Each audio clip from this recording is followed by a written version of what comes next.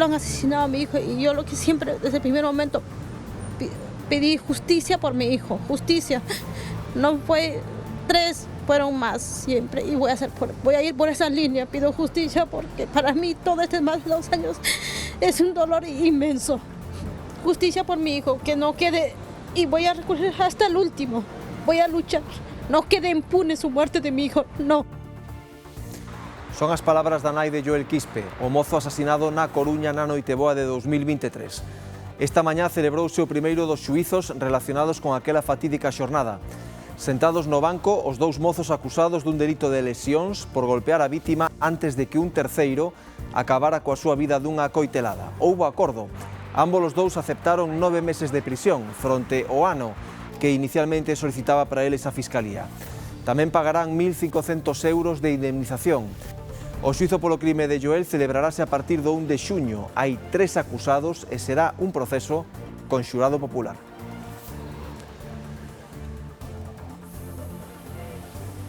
Boas tardes, martes 28 de abril, benvidos ao Galicia Noticias. A Policía Nacional investiga un intento de homicidio en Pontevedra. O suceso tivo lugar durante unha liorta no barrio da Seca. 2 veciños desa zona discutiron e ambos os 2 acabaron no hospital. Un deles, o de maior idade, feriu precisamente o outro cun dos 2 coitelos de cociña que levaba nas mans. Y salió mi hijo y le dijo, chulo de mierda, karateca, no sé qué, te voy a matar. Y cogió a mi hijo, le preguntó si era por él y ya le vino con un cuchillo. Mi hijo se defendió y cuando lo metimos para casa, porque venía con 2 cuchillos carniceros, cerré el portal, le di una patada al portal, me lo rompió todo, el portal se cortó y cuando entramos en casa, mi hijo, vimos que tenía 2 puñaladas. Un acceso bastante complicado, ten partes nas que hai que usar incluso corda para baixar. Bueno, ela despistouse, lle falaron da cala e decidiu baixar, de onde ela se precipitou ata onde está a cala, ainda quedan uns 100 metriños de escaleiras, que é bastante complicado. Esa zona sí que xa sería máis complicado o rescate, porque xa tería que ser con material de rescate en altura ou incluso retirala nun helicóptero. Quería baixar a unha cala idílica en Lorbén, no concello de Oleiros, pero non valorou ben os riscos. Mancouse e, como puideron escoitar, aínda puido ser peor. O rescate foi complicado. Sobre se merecía a pena o risco, valoren vostedes mesmos vendo as imaxes. E vexan agora a seguinte imaxe. É un cartel que instalaron nun negocio no Milladoiro, no concello de Ames. Vexan agora a seguinte imaxe. E tamén estoutra. Non son fugas de auga. Son, xa o imaxinan, ouriños de can. Din que o que fai falta de verdade é concienciación nos seres de 2 patas, non nos de 4. Era imposible ya tenerla limpia y decidimos entonces mandar a hacer los carteles. Hubo una efectividad del 50%, pero es que era terrible y todavía sigue siéndolo. Si tes reixas de metálicas, ao final oxídanse, púdrense e hai que tirar con elas. Hoxe encontrome, bueno, como podedes ver que sí, que xa hai bastante orina nesta zona da calle, sí. Son dono de can e vexo que hai moitas cousas que non se fan. Moitas persoas incívicas.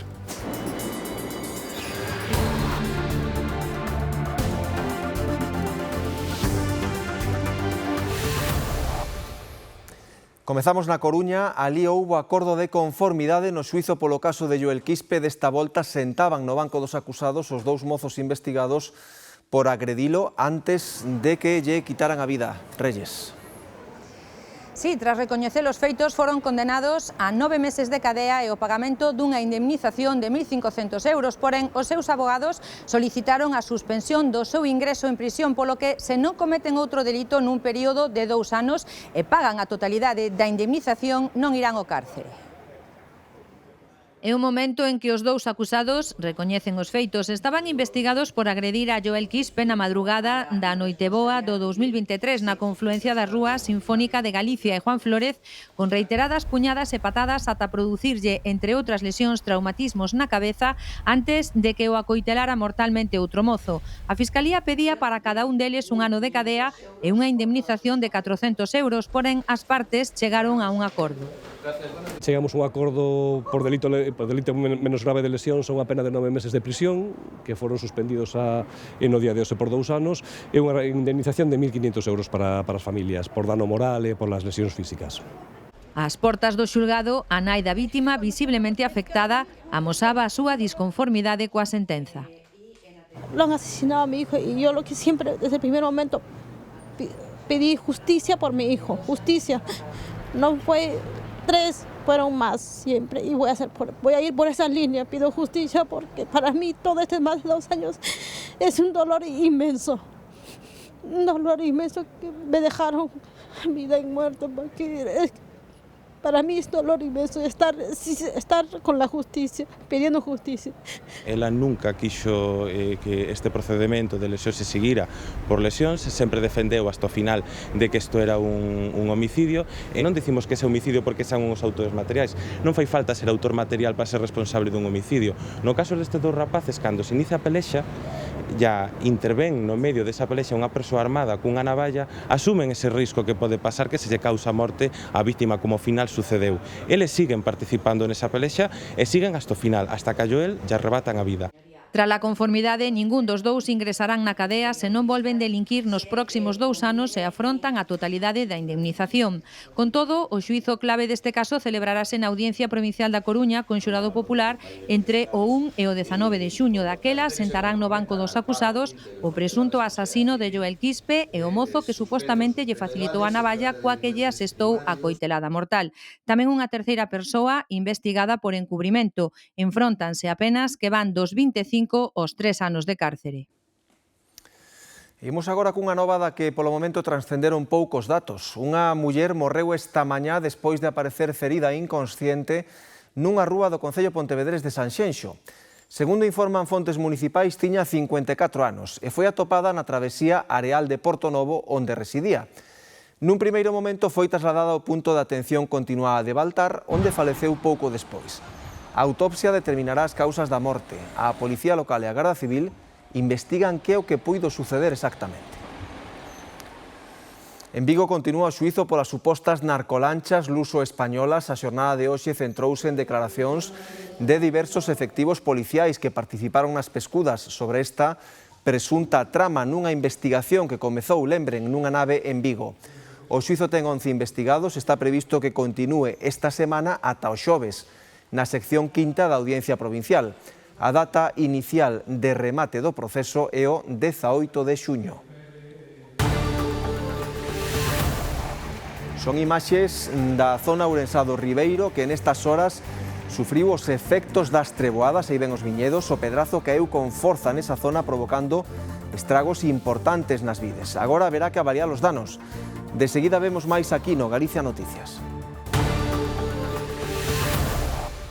Aparatoso accidente de tráfico en Sarria a primeira hora desta mañá. Afortunadamente, e aínda que pareza incrível pola imaxe, ninguén quedou ferido. Foi en pleno centro da vila. A condutora perdeu o control do coche e foi bater contra outro que estaba estacionado na rúa Matías López. Debido ao impacto, o coche, como ven, emborcou. A condutora saíu do vehículo polo seu propio pé. O guindastre retirouno da rúa. Hai caos circulatorio en Lugo, especialmente en horas punta, polo inicio das obras de urbanización da contorna da estación intermodal. Aínda recoñecendo que se trata dunha remodelación necesaria e moi agradada polos veciños, non por iso deixa de causar molestias, especialmente os condutores. O inicio das obras de remodelación da praza fronte á nova estación intermodal coincide coas que se acometen moi preto na rotonda de Paradai e, por se fose pouco, cos traballos de canalizacións nunha das rúas que conecta con esta zona. Así as cousas é que a moitos colleu desprevidos o comezo das obras, os atascos están á orde do día. Moitas colas, a moito parón. Onte ao salir non sabía se tiña que coller hacia lá ou hacia acá. Muchísimo máis tráfico e claro, hai que las obras es lo que son. Un atasco brutal, ayer no se podía andar. Mucho jaleo, la gente se altera rápidamente por tener que estar parados 2 minutos y hay que entender que el tráfico en dirección Fontiñas siempre fue muy complicado, encima hay 2 semáforos a continuación, entonces no se puede pasar unos por encima de otros, si hay que parar, hay que parar. Todas as horas desde salir de traballar, entrar de traballar, bueno, pues hai moito moito jaleo de coches, moita xente pitando, porque claro, todo o mundo hoxe anda con prisas. Toca pois tentar coller rutas alternativas, aínda que ás veces non se poderá evitar. No se recomienda venir por aquí, pero es que no hay muchas. Ahora, con la rúa alta cortada por la intermodal, no se dá andado. É unha das entradas principales, na máis sales da autovía, unha das entradas principales de Lugo, casi. Amontónase moita xente por esta zona, entonces pues é bastante caótico. Porque es unha comunicación de los que vienen de fuera de Lugo. Así as cousas, só queda ter paciencia. Con moito ruido, pero espero que acabe pronto. É unha mellora para todos, entonces creo que está ben este cambio para Lugo.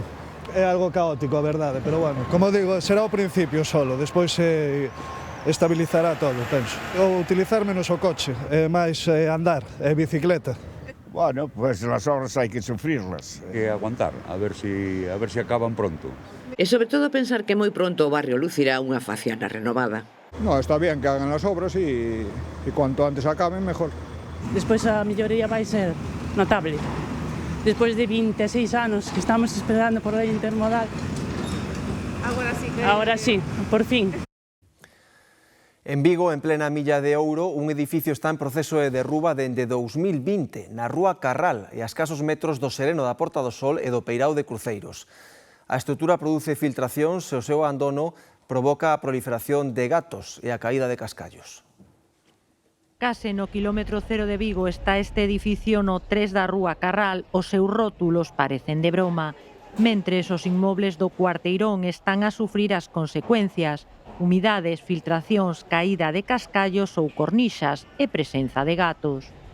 Bueno, tuvieron problemas porque ahí atrás también hubo temporales y dejaron mal las cosas, que se volaron y que cayeron contra las paredes de aquí y rompieron algún tejadillo y demás.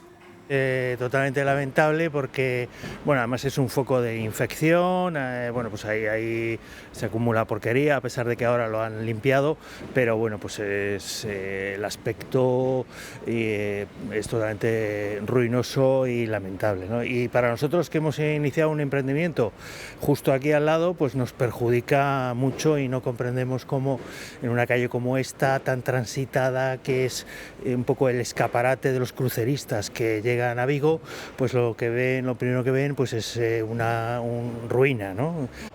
A rúa é moi transitada por todos os turistas, tanto en Nadal como na época de cruceiros ou campañas comerciais, porque está moi preto da Rúa do Príncipe tamén.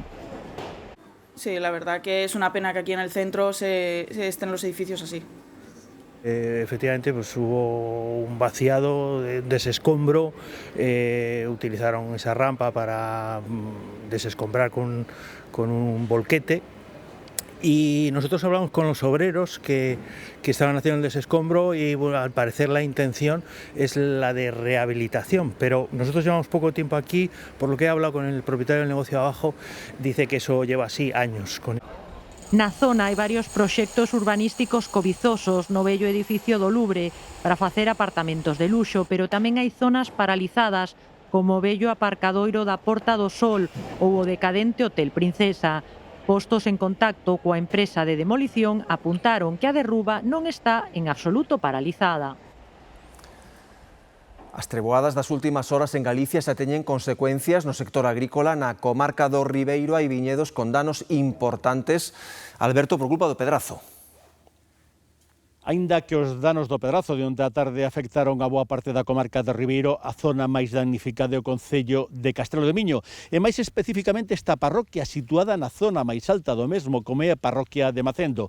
Caiu de maneira intensa a pedra a partir das 6:30 da tarde e por espazo de aproximadamente media hora. Cubriu as viñas e aínda hoxe a mañá é perceptible a gran cantidade de pedrazo que hai nesta zona. Os danos son importantísimos, danando vides de todo tipo de variedades, non só de treixadura, senón de treixadura tamén loureiro e tamén caíño.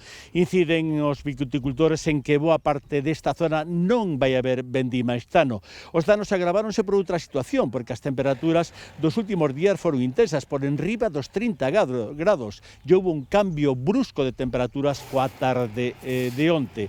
Un dato importante, onte en Galicia o lugar onde máis choveu foi aquí, precisamente en Castrelo de Miño, caindo 18 litros por metro cadrado. Hoxe a mañá afánanse tan só unha cousa, en avaliar os danos no viñedo, pero tamén nas hortas e nos frutais. Eu estaba aí na casa que somos os tres. Digolle que teño 96 anos, e jamás vin tanto tempo caindo pedra e como cortaba polas así, digo, marguras esquerto, e chimpapas polo medio. Moitísima, aí sobre as 6:30 da tarde, pero moita, botou media caindo pedra. Hoxe ainda se nota aí fora que hai moita folla caída. A neve ainda se ve a neve. Que a zona de Macendo levou no todo. Todo? Todo. Hortas, todo. Pedras así de grandes como canicas, enseguida cubriu todo, a carretera chea de agua, regos de agua enormes. O campo municipal de fútbol da Estrada está a ser escenario hoxe dun torneo especial, un campeonato entre equipos dos 5 centros penitenciarios de Galicia. A iniciativa está promovida polas Federacións Española e Galega de Fútbol, en que este deporte se converte nunha ferramenta de reinserción. O gañador desta fase autonómica xogará semifinais nacionais en maio. Ilusión, ledicia, nervios, tensión son os sentimentos que inundan o céspede do campo municipal da Estrada esta mañá. Os participantes neste torneo son reclusos da Lama, Bonxe, Pereiro da Guiar, Teixeiro e Monterroso, próximos a saír en liberdade. Grazas ao fútbol teñen a oportunidade de saír da rutina carcelaria e ulir a liberdade que tanto ansían. Nos fortalece. Trabajas muchas cosas en el deporte, tanto la unión en grupo como el sacrificio, los valores, muchas cosas que a veces en la calle pues se pierden y aquí pues nos hacen recordar pues de dónde venimos. Que todos los años es una escapatoria muy bonita para todos los internos que pueden salir, incluyéndome a mí. O torneo forma parte dun proxecto de reinserción a través do fútbol que promoven as federacións española e galega. Levamos varios anos facéndoa, para eles un día importante tamén salir de a súa normalidade. Normalmente os convocados por cada un dos equipos son 15, pero en algún equipo pues veñen 8 e tal, dependendo un pouco dos permisos que teñan, ¿no? Pero, bueno, mira, van a facer o que podan, o fútbol, digamos que un pouco unha excusa para un día especial. Adestran cada semana nos seus respectivos centros e o deporte convértese así nunha ferramenta para preparalos para o seu regreso á sociedade. Para eles é unha oportunidade de salir da rutina de todos os días, tamén así traballan en equipo, defenden outros valores como eso, a unión, o respeto, a solidariedade, o compañerismo, e tamén adquiren hábitos que poden utilizar logo na súa vida diaria fora, co cual axuda tamén a reinserción social. Durante a propia actividade eles sí que se senten un poquinho máis libres, non? Do que tal. É un momento que teñen o mellor ao longo da semana de poder expresarse así. Entón é un momento de satisfacción e ledicia para eles, é un momento de satisfacción e ledicia para nós, e a verdade é que xa son anos traballando con eles e temos un feedback moi bo e disfrutamos realmente da actividade de todos. Do que todos teñen ansia é de marcar goles e levar o título. A Lama parte como favorito porque gañou o ano pasado. O premio paga a pena, pasar a fase nacional que se xogará en maio en Madrid. A xornada rematará hoxe cun xantar de confraternidade. Rescate complicado na Costa de Oleiros o dunha muller que se lesionou cando tentaba baixar a unha cala de Lorbé por un sendeiro ben escarpado. Esther. Por sorte, a muller levaba o teléfono e puido dar aviso a emerxencias, avisando xa por donde baixara e advertindo tamén que ata aquí era imposible chegar no vehículo. Movilizáronse os servizos sanitarios, a Garda Civil, a Policía Local e os bombeiros de Oleiros. Tiveron que baixar, rescatala e subila en Padiola cousa duns 400 metros. A muller levaba aparentemente o nocello fracturado e foi trasladada ao hospital na Coruña. A Costa de Deixo é un treito duns 11 kilómetros entre Mera e Lorbé, recoñecido como espazo protegido e monumento natural. Reserva de fauna e de flora está salpicada de cantís e calas recónditas, como esta das Pedregueiras. Era a que tentaba visitar unha muller, pero lesionouse polo camiño. É un camiño de pescadores, é un acceso bastante complicado, ten partes nas que hai que usar incluso corda para baixar. Bueno, ela despistouse, lle falaron da cala e decidiu baixar, pero bueno, co mala sorte que tivo ese pequeno percance abaixo. Foi ela que avisou a emerxencias, dixo que cría ter un nocello fracturado e que non podía regresar polo seu pé. Tiña unha lesión no tobillo, procedimos a estabilizala, ca axuda do 061, que eles inmovilizaron esa posible fractura. Posteriormente o que se fixo foi izala, metela na padiola, unha vez ca colaboración de todos os que estábamos ali, que era a Garda Civil, 061, Policía Local e nós, procedimos a subila polo camiño. Un camiño duns 400 metros calculan ata chegar onde tiñan a ambulancia. Con todo, foi sorte que a muller non conseguira o seu obxectivo de chegar á cala antes de lesionarse. De que ela se precipitou ata onde está a cala, ainda quedan uns 100 metriños de escaleiras, que é bastante complicado. Esa zona sí que xa sería máis complicado o rescate, porque xa tería que ser con material de rescate en altura ou incluso retirala nun helicóptero. Así que pide prudencia. Visitar paraísos como este non está ao alcance de todos. Non está mal que vayan, o que sí hai que ir con o equipo apropiado, é dicir, un calzado apropiado, ter unha condición física que te permitache facer este tipo de cousas e, sobre todo, sentido común. Este último contratempo non foi grave, pero deu o seu traballo. Estabilizar e transportar a vítima camiño arriba puido levar cousa dunha hora. A muller veciña de Oleiros foi trasladada ao hospital na Coruña. Pelexa entre dous veciños no barrio da Seca en Pontevedra con coitelos incluídos que puido acabar en traxedia. Os dous implicados remataron no hospital, aínda que afortunadamente os dous recibiron a alta e só un deles permanece en comisaría pendente de dar explicacións. Este home volvendo á casa cos dous coitelos cos que agrediu o seu veciño que lle dobran idade. Un pasa dos 50, o outro rolda os 20. Le insultó a mi hijo y mi hijo fue allí y le dijo, ¿qué te estás metiendo conmigo? Y ya él le atacó con el cuchillo. E o máis novo defendeuse. ¿Con qué se lo hizo? No lo sé. No lo sé porque yo salí cuando estaba con los dos cuchillos. Deulle un golpe nun ollo, segundo conta a muller do maior, co pau dunha vasoira que tiñan na porta da casa. Son veciños, non de porta con porta, pero case. Dende unha casa vese a outra, a versión dos feitos cambia segundo que na conta. Mi hijo salió a fumar un cigarro y la persona esta estaba sentada allí en su patio, ya llevaba todo el día bebiendo cerveza y fumando, y salió mi hijo y le dijo, chulo de mierda, karateca, no sé qué, te voy a matar. Y cogió a mi hijo, le preguntó si era por él y ya le vino con un cuchillo. A muller do outro home que aínda está na comisaría di que o mozo lle espetou na porta pasadas as 5 da mañá e que cando o home foi a abrir que o outro golpeou primeiro. Hai quen comenta que golpeou na porta porque levaban horas facendo ruído. O caso é que os dous acabaron no hospital, un con 2 coiteladas leves no lombo e o outro con feridas nun ollo nas pernas. Me rompió el portal, metió la pierna para adentro, porque yo estaba sujetando el portal porque venía con 2 cuchillos, lo tengo grabado. Y rompió el portal, le dio una patada y claro, imagínate, al sacarla, se cortó todo. O resto de veciños viron pero non queren contar e insisten en defenderse da mala fama da barriada da Seca. Esta zona donde vivimos nosotros es un sitio muy tranquilo. O luego hay otras zonas para las partes de allá que son más complicadas, otras zonas de abajo con más problemas. Aquí, bueno, hubo un conflicto entre dos vecinos, se solucionó como ellos creían que se tenía que solucionar, de la forma correcta. Para mí no, pero bueno, es que esto es un barrio súper tranquilo y que aquí la gente vive a día, somos gente humilde. Contra o rapaz máis novo non pesan de momento cargos, o outro podería enfrontarse a un delito por intento de homicidio. Un ano pasou xa dende o apagamento que deixou a península ás escuras, aquí en Galicia, marcado pola traxedia de Taboadela, onde 3 membros da mesma familia faleceron pola combustión dun xerador. Sen saber aínda as causas exactas do denominado cero enerxético, os cidadáns lembran hoxe como viviron aquelas horas de incerteza. Hai un ano, o apagamento sorprendeunos gravando unha reportaxe na Praza de Abastos de Ourense. Marchou a luz e os móviles deixaron de funcionar. O desconcerto apoderouse de clientes e comerciantes, alleos aínda ao alcance do que acababa de pasar. Levamos para aí media hora casi. Nada, decidimos pechar porque, polo menos, que a mercancía este dentro da cámara, que a cámara aguanta un poquinho máis. Regresamos un ano despois a ver como recordan aqueles momentos. Un caos, a verdade é que un caos de mercancía, un caos, hubo moitas pérdidas.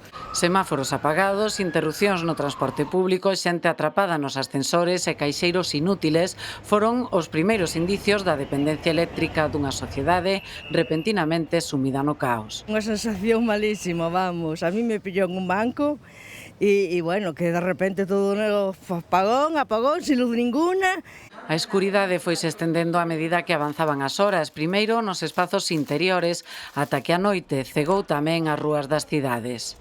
Sin luz en casa y sin nada, y tuve que salir al supermercado que tengo al lado por velas, pilas y buscar linternas. Nas aldeas, máis habituadas á autosuficiencia e os cortes na suministración, vivirono doutra maneira. Tiñamos un generador, entonces nos arreglamos ben. Nós non fomos dos peores. En canto volveu a luz, voaron as radios de baterías, cociñas de gas e xeradores eléctricos. A partir do cuarto mes, pois a cousa xa foi disminuindo e ao día de hoxe, pois ven algún que outro pensando no tema do apagón, pero sí que xa se nota unha decadencia total. Touro e Arzúa foron os últimos concellos galegos en recuperar a suministración, pero o de Taboadela foi o gran damnificado. 3 membros da mesma familia, de 81, 77 e 56 anos, faleceron a noite do apagamento por mor dun xerador eléctrico que lle solicitaran ao concello polas dificultades respiratorias do pai que precisaba unha máquina de oxíxeno. Instalaron o xerador na adega coa porta aberta cara a vivenda e os 3, pai, nai e fillo, faleceron por inhalación de monóxido de carbono. Xente conocida, familia de toda a vida aquí, eu acordo e que pasara eso, pero bueno, son cousas que pasan na vida. Moi boa xente, moi bons veciños, e así, mira o que fixo o apagón. No Milladoiro, preto de Santiago, os locais comerciais están en pé de guerra contra os donos de cans máis incívicos. Nun principio fixeron un chamamento co argumento de que os ouriños dos cans serán insalubres. Como non funcionou, agora denuncian que danan fachadas, farois e mesmo a pintura das paredes. Nos saímos comprobar a que se refiren exactamente. Sábeo ben Raúl, que está farto de que lle estraguen a parede do seu negocio no Milladoiro. Realmente la oxidación que tenemos en todo lo que es metal, y lo podemos ver tanto aquí en el portón como en los postes del alumbrado, es consecuencia del ácido úrico del orín de los perros. Hai moito, vese todo podrido, todo oxidado, todo eso está, nas fachadas, está moi feo. Si tes reixas de metálicas, ao final oxídanse, púdrense e hai que tirar con elas. Cristina abría esta mañá o seu negocio e atopou un día máis a parede con marcas. Hoxe encontrome, bueno, como podedes ver que sí, que hai bastante orina nesta zona da calle, sí. Estes cartéis son unha solución. Era imposible ya tenerla limpia y decidimos entonces mandar a hacer los carteles. Hubo una efectividad del 50%, pero es que era terrible y todavía sigue siéndolo. E mesmo hai quen coloca botellas de auga que dis que funcionan. Pois que aconselloume unha señora que poñendo as botellas de auga como que fai que os cans intenten oriñar menos nas paredes. Home, todo día supón, non sei por que será. Eu tamén lle poño lá, teño unhas casiñas en Ribeira, tamén lle poño así na porta. Penso que sí, non sei. O caso é que todos coinciden en que os ouriños dos cans estragan a pintura e mesmo o metal. E non é unha opinión da xente, é ciencia. Isto é pola composición normal que ten a orina e efectivamente mancha e é moi incómodo. O que debe facer o tutor dese macho, dese can, é levar unha botelliña con auga e limpar ben as paredes e intentar que vaya hacia zoas que non molesten, non en fachadas, non en farolas, senón en árbores, en zonas un pouco máis verdes. Algúns teñen a solución para sermos máis cívicos. Agua con un líquido. Para botarlle por si me mexa normalmente. Normalmente non o deixo, pero se me coincide, pois, botolle un pouquiño de agua para limpiar. Pero o que está claro é que non é culpa dos nosos amigos peludos. Son dono de can e vexo que hai moitas cousas que non se fan. Moitas persoas incívicas. Senón dos que deberían ter máis sentidiño ca eles. Veciños de media dúcia de parroquias de Lalín reclaman que se reparen e limpen as vías secundarias que transcorren a carón da AP53, uns accesos que necesitan dun mantemento que a xudicataria non realiza.